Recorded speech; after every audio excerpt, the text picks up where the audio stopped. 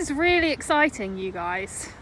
I have been walking these fields for months and I've just found a field which has so far given me 3 things in the space of about 10 minutes. So I'm feeling excited. I'm just going to randomly walk around and see what I can find and see if I can establish some kind of pattern.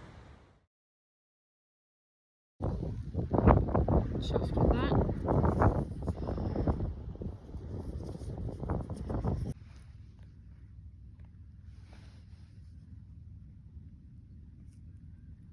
Really hoping this might be another. Oh no, it's a button.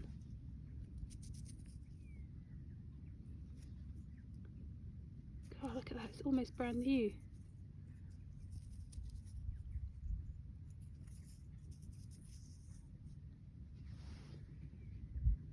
That is lovely.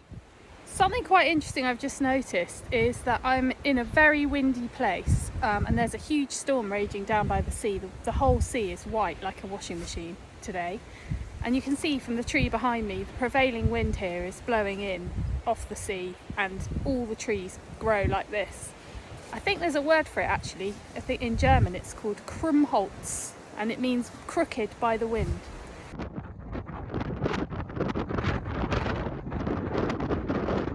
Anyway, I'm standing just behind quite a small hedge, but I must be behind a ridge because there's really very little wind. I mean, I've been battered about all day by the wind and here it's relatively quiet. So I'm wondering if I found a place where people moved about to take shelter from the wind.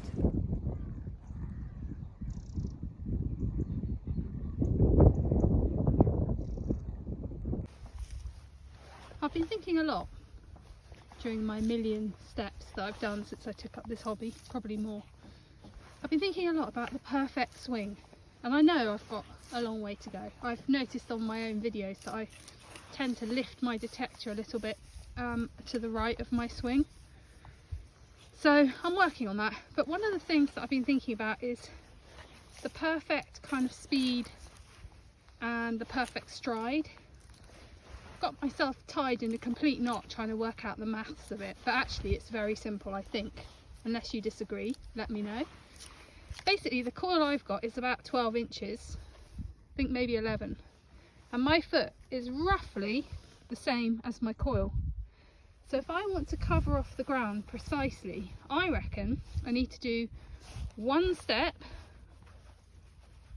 step for every swing I do. So swing, swing, swing, swing. Now that way I should be covering off the ground pretty much overlapping each time. I know I look like a bit of a pillock because it's kind of like doing the wedding march, but I don't want to miss anything. What is that?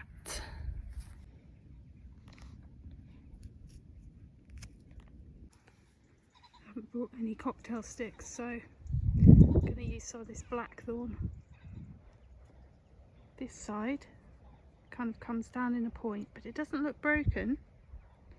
This side has a kind of, I don't know what that is.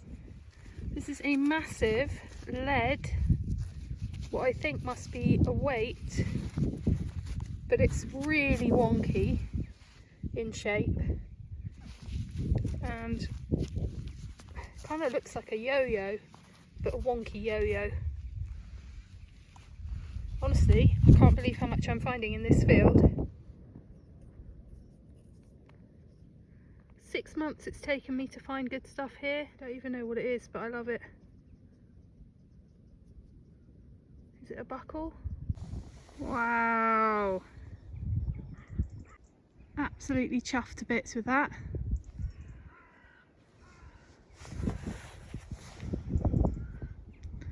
The rainbow isn't bad either, is it? Wow! What an eventful hour. Just stung myself. Why are stinging nettles so angry at this time of the year? Honestly, I've had the best hour. Oh yes! Look at that!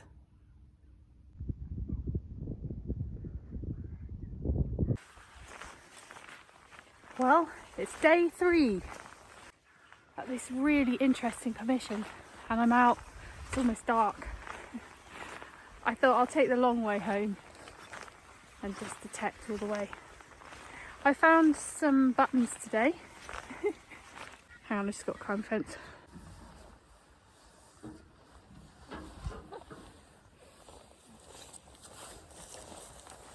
I just love being able to get out this time of the year in the semi-darkness and just take joy in buttons and stuff.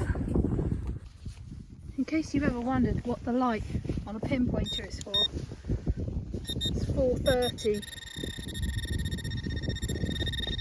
on a Tuesday afternoon in England. That was really fun, detecting in the dark.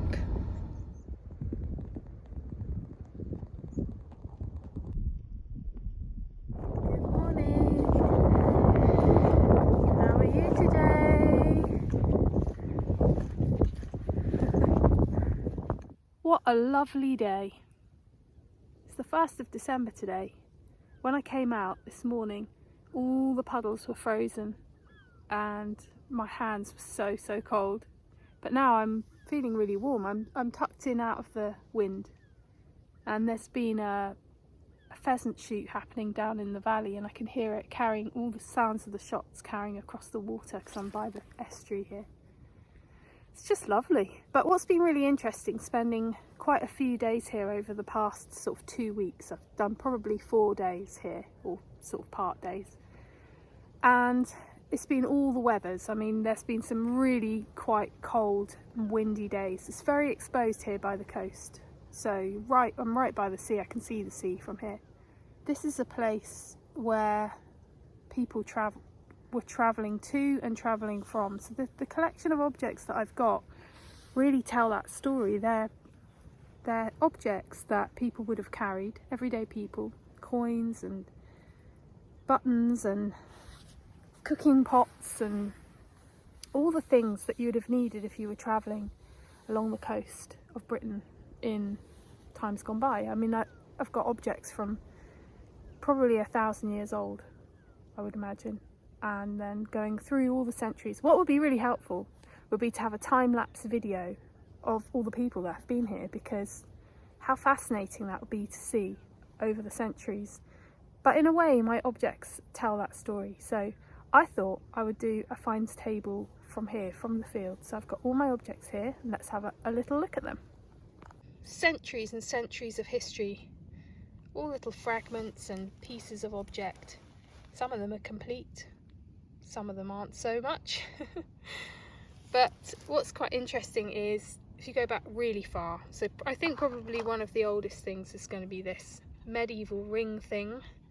Very difficult to date, but I know that is an old one because it has a chamfered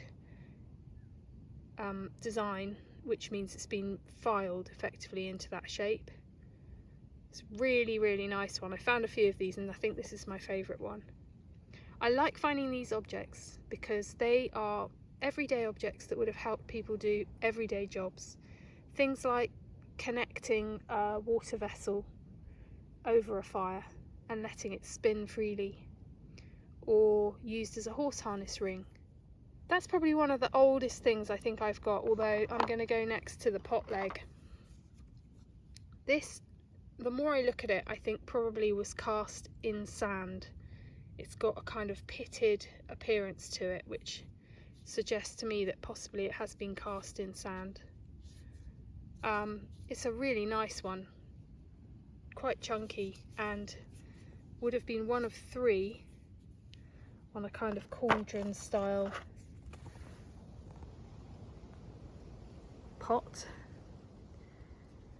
Someone lost that a long time ago and would have ended up with quite a sort of wonky 2-legged pot. This piece is very interesting to me. It's got a lovely green colour to it, really bronzy colour. The size, it's obviously been some kind of vessel in the past, and the size is kind of reminiscent of something like maybe a drinking vessel, a tankard type thing. But what a lovely colour and what a lovely object that might have once been. This thing is kind of quite intriguing.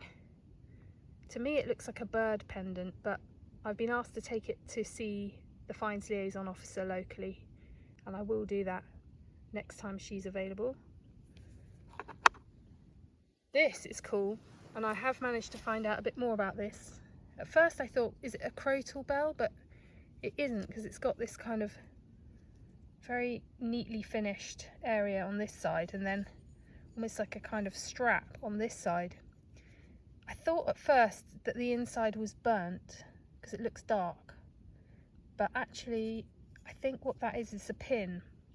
And someone on my Instagram very kindly pointed me in the right direction and said that it could potentially be the buttstop of a flintlock pistol. So that would be the end decorative cap on the handle that you would hold. It's small though, which to me says it's probably from a small flintlock pistol, and that would have been one used by a lady. This is a barrel tap, and lots of people find these in fields. It's kind of a weird thing to find in a field, because this would have plugged into a barrel and served the drink from the barrel, and you think, well, why on earth would that be in the middle of a field? But of course no one then carried water bottles, and I know that ale was used as basically as a replacement for fresh water because water wasn't that clean. So maybe they were served a weak ale in the fields as workers, or possibly this was carried down to the port and maybe served the traders. I don't know. Sometimes people find them with a little hole in it, which is shaped like a triangle. This one doesn't have it, but that is apparently a key, like a keyhole, and there would have been a key holder for the barrel so that people couldn't just help themselves to beer all throughout their working day. This is a very nice find. I'm very thrilled with this. It's a weight, very, very heavy. It should probably weigh a pound, but it actually only weighs 14 ounces. So it's 2 ounces off what it should weigh. I imagine some scam artist down at the Pilchard harbour selling not quite the right amount of what they were selling.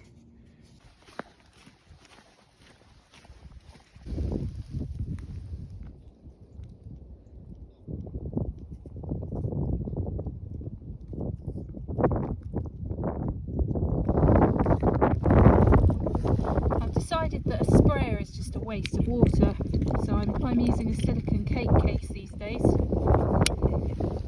and it works really well. I think this is a Victorian penny. This is a coin which has got a hole put through the middle of it.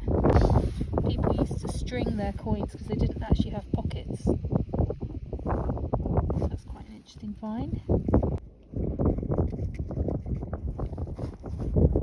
Silvery button. I think that's it. See? Not much water, cleaned all those things.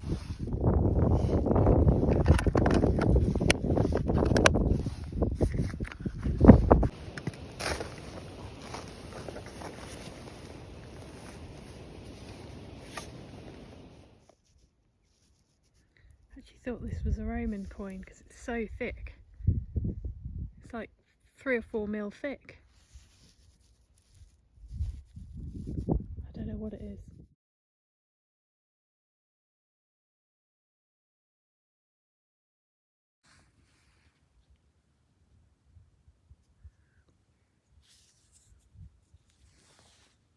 Look how thick it is and large.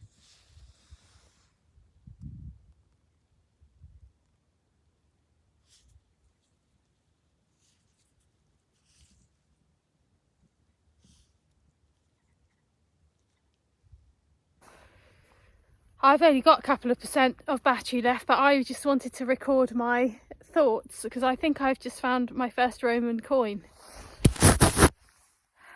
And if I have, I'm very excited. And I know there is a Romano-British farmstead around these parts, but I never in a million billion years thought I would be lucky enough to find something Roman here on my doorstep. And if it's true, I will be very, very ecstatic. I probably will do some sort of dance. So I might do that now just in case, shall I? Yeah, go on, I will.